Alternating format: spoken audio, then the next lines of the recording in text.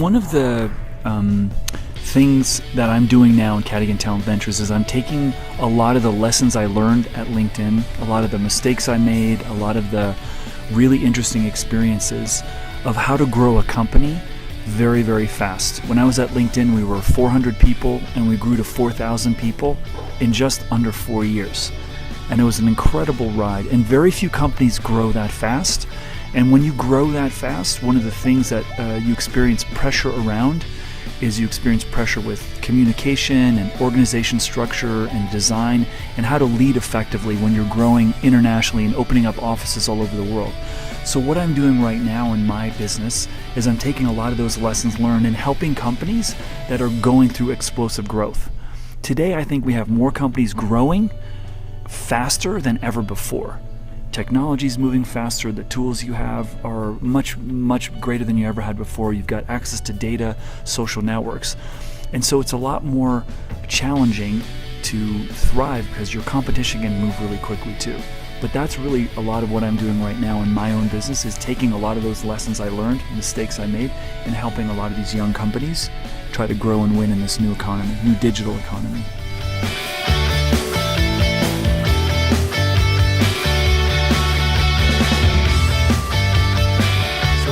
This is only about the third visit I've had working with in Mexico with startups. But I can already tell you my experience is that to win today, you need to be hungry, you need to want it, you have to have desire, you have to have passion, because the competition is fierce and it's far more global, the competition, than it's ever been before. I think Silicon Valley, you feel that. Here, I think increasingly they're starting to feel the challenge and the competition, and I believe in organizations like this and meetups where you have about 3,000 people getting together to share ideas, to grow, and to help one another, you have this community. I think that's very, very powerful. And that's probably the biggest lesson. If I were to look at the startups in Mexico and the business community and what lessons they can take from Silicon Valley, because everyone wants to be Silicon Valley. Even other cities in America want to be Silicon Valley, New York, Austin, Texas. But I think it all has to start with a sense of community and sharing of ideas. If you start holding on to your idea and not sharing it, it's not going to grow as fast. And that's what Silicon Valley is. It's a place where ideas flow through corporate borders. And so I think organizations like Startup Mexico that are really helping infuse relationships and networking and growing is a really powerful start. So I'm encouraged by what I see.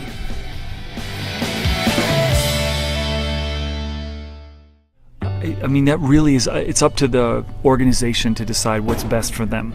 I don't think there is a wrong answer to that question. You know, if you should love the work that you do where you want to do it, where you have the right people and resources and infrastructure.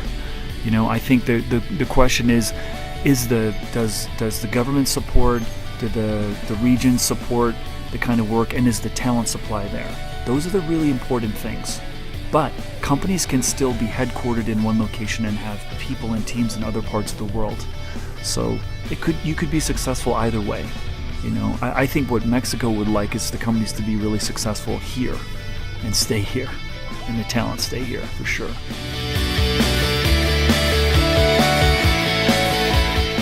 I think the most common mistake is trying to do too much, is trying to take on everything and not focus enough. It's really, really hard to prioritize.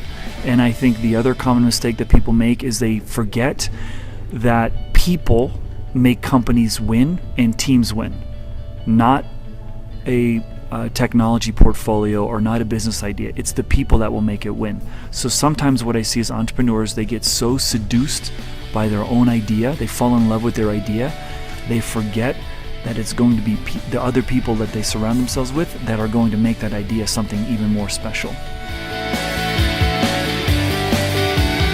The most important thing for any startup to be successful is to have a great network of advisors, of mentors, of people who've made mistakes, of people who are going to challenge you, and people who are going to help focus you. If you surround yourself by everyone that says, you're great, you're amazing, you're wonderful, you're beautiful, I love you, you will not win. You need people around you who are courageous enough to say, no, I'm not sure that's the right idea, or I have another suggestion, or here's somebody I need you to talk to. If you try to do it by yourself, your margin of success, I think, is going to be a lot less.